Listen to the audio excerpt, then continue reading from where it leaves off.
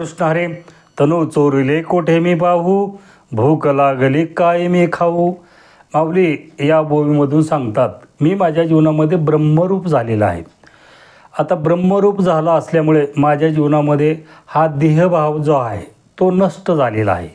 देह नष्ट होत नसतो आपल्या जीवनामध्ये, देहभाव हा नष्ट झालेला पाहिजे. कारण हा देह जो आहे हा पंचतत्वाचा आहे, आपला नाही. या देहाचा ना आपला काही संबंध नाही, त्या पंचतत्वाचा आहे. तो घेऊन जाणारा आहे. आपण देहापासून वेगळा आहोत.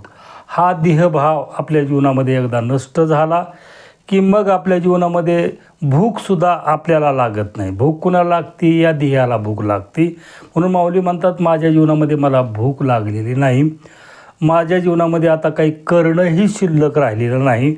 जे करायचं होतं ते माझ्या जीवनामध्ये पूर्ण झालेलं आहे, असं माऊली या ओळीमधून म्हणतात. रामकृष्ण.